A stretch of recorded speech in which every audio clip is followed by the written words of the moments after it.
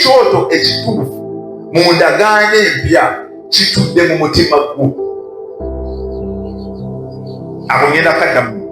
Ekyoto ekituufu eky'obwakatonda mu ndagaano empya eya Yesu Kristo gye tulimu kitudde mu mutima gwo nga tekinatuula mu kifo kindi ne kindi, kisooka kutuula mu mutima gwo. Kati ekyoto ekyo bwe kiba nga tekinatuula mu mutima gwo, ne bw'onoozunga simanyi genda kyoto kya kindi ne kindi oba ozunga kupoteya, kubanga ekyoto ekituufu kisooka kutuula mu mutima gwo nga tekinatuula ntinda, tekinatuula kiwatule oba bweyogerere oba namugongo oba wano mukono. Ekyoto ekituufu kisooka kutuula mu mutima gwo. Ngenda kumenyeramu ekyoto ekituufu kyekiriwa ate ekyoto ekikyamu kyekiriwa. Amiina. Mu mulembe gwaffe ngenda ku kyoto kindi, ngenda ku kyoto. Ebyoto bifuuse byoto. Enkola y'ekyoto ya bwakatonda. Amiina. Naye ate wadde ya bwakatonda osobola okigenda ate n'okikolera ebintu nga si bya bwakatonda, gwe n'olowooza nti oli kukola enkola y'obwakatonda. Muwulidde nnyo abantu bagamba banageze saawa ziweze kumenya ngenda ku kyoto kyekindi, omuntu ali bizi adduka agenda ku kyoto. No, balanga ekyoto kya good, ebyoto bingi. Nze nzikiriza singa ebyoto bino byali kukola Mukama kyayagala, singa Uganda yakyuka, kubanga ebyoto byo gyebiri. Balanga Uganda ng'erina ebyoto. Naye ekyoto ekituufu kyekiriwa. Njagala kubuulira nti mu ndagaano empya, tambula nange bulungi, leero ndimusomesa siri mubuulizi, okuva 2:24 Mukama n'agamba nti ku nsi onoonzimbiranga ekyoto abulira abakkiriza. Naye n'agamba ku kyoto ekyo wanaabangawo saddaaka zino wammanga. Esooka saddaaka enjokye, eyokubiri saddaaka y'emirembe, peace offering. Kati muno nzigyamu ki? Tambula nange mpolampola. Pointi emu gye nzigyamu nti ebyoto bya bwakatonda, kubanga ye mwennyini yagambye nti onoonzimbiranga ekyoto. Ekyoto si kibi. Amiina. Pointi eyokubiri nti olina kubanga ekyoto ky'oliko kirina emirembe, waliwo saddaaka y'emirembe. Kati ebyoto by'omulembe gwaffe bingi by'ogendamu bya bukyayi. Amiina. Osanga oli akoze ekyoto ali kusabira abamuloga baffe. Amiina. Ali kusabira kindi lwaki amulwanisa okuweereza, nze genda mukukumira ekyoto oyo. Kati ekyo ekyoto si kya bwakatonda, kubanga ekyoto ekirimu Mukama waffe kibaamu emirembe, esaddaaka y'emirembe. Ebyo enjigemu gye mbadde njagala ofune. Dduka. Amiina. Ebyoto ebingi omanyi bwe bitandika.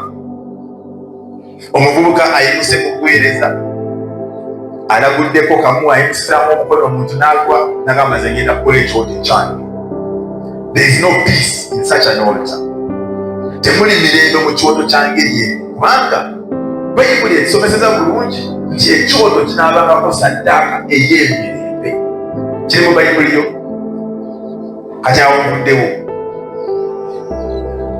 Ekyokubiri, osobola onyiniro n'olumalayo. Tugenda kumusabira oyo azanyisa abaja mu kanisa, tugenda musoshe, osanga gwe oyo osobola musibira oyo osangisa kati oli musitaani, oli muloko. Soma Bayibuli yo. Nti tewali musingi mulala gwonna gwe tusobola okusimba okuggyako omusingi ogwasimbibwa edda, ye Kristo Yesu. Etya kubanga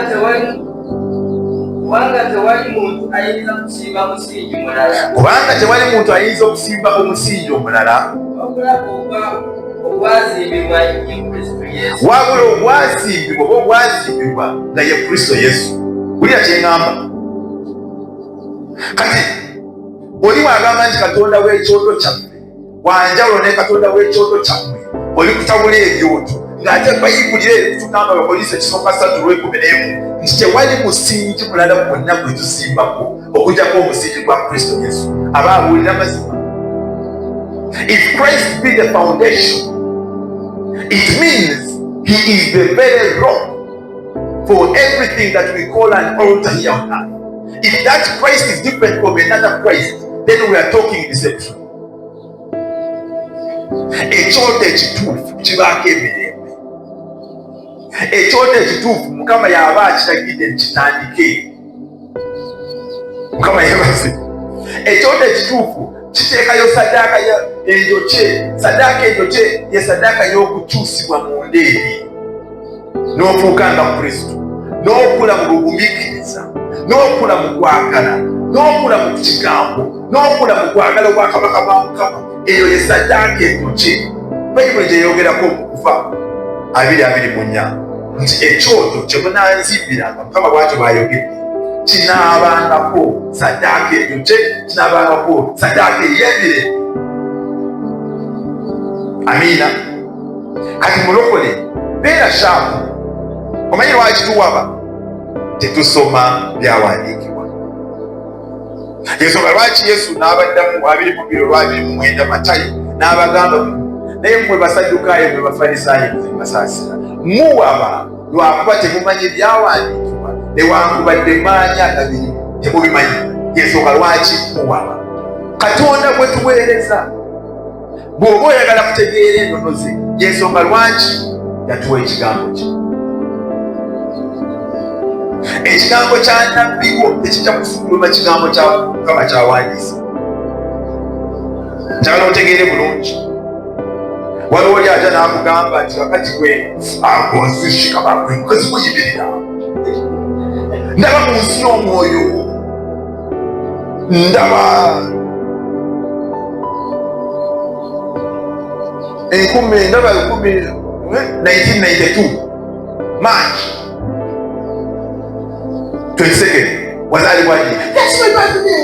Kakati ekirala kyenda buli omusajja gw'olina omuwasa mu kanisa yakwanjula oyo talina kuba mwami wo. Kati awo oba okozanyira ekigambo kya Mukama kuba Yesu mwennyini yagamba nti n'olw'ensonga eyo Matayo 19 omwami n'omukyala banaavanga gye bazaalira ne bakwatagana ne mukyala bo bane omwami ne bafuuka omuminyo. Kati bwe muba mumaze okuyitamu eyo process kiba kiwedde, oba omwagala oba tokyamwagala kiba kiwedde. Kati nabbe n'avaayo, kitegeeza okulaga nti teri muntu alina amafuta agasobola okukyusa amazima ga kyawandiikibwa.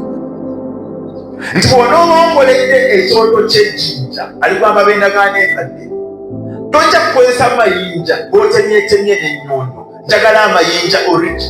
Ngenda kukulya kyekitegeeza. Kitegeeza nti toteekawo nkolayo.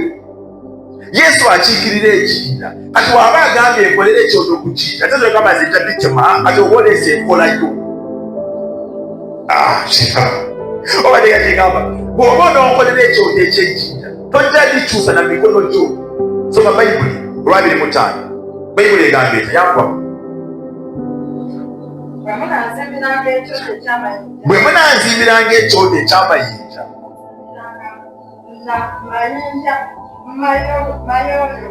temunzimbiranga n'amayinja mayooyoote, kubanga ekyuma bwe kirigwangako kigafuula agatasaanira kyoto kyange. Eyo egamba etya? 2:5.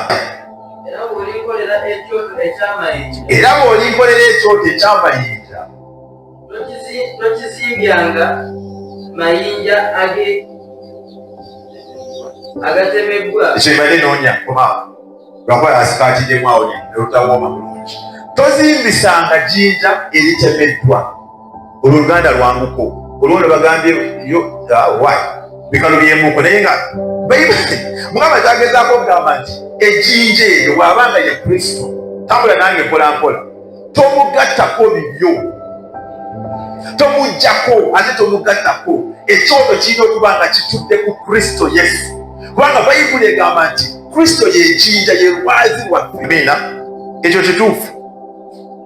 Naye waliwo enkola ez'obukambwekambwe, enkola ez'okutiisatiisa. Otegedde? Era kankubuulire bwampuliriza. Bw'obanga osabira mu kanisa ng'eteekawo embeera nti bw'oba ovuddeyo ebibyo bibiri tukamanga kubanga oli kusaba. Ekkanisa entuufu eya Kristo ya mirembe. Era nze teragamba abantu wano bw'oba owulira ng'essaawa ey'okugenda etuuse, ddamu okusabira omukisa ogende. bw'oba owulidde bubi n'osanga nti wawulira bubi n'ogamba kankubyo era nkwaniriza, kubanga waliwo omuntu gamaze Mukama angambye nze enkola yange eri bweki angikubuulire. Bw'ojja mu maaso gange n'ogamba nti Mukama akugambye, ne bwe mba ndaba nti takugambye, sijja kukontana ne Mukama byakugambye. Naye nze nkusiibula mu mirembe nga mmanyi ekiseera kijja kutuuka ate nkulabye ng'okomyewo ate nkwaniriza.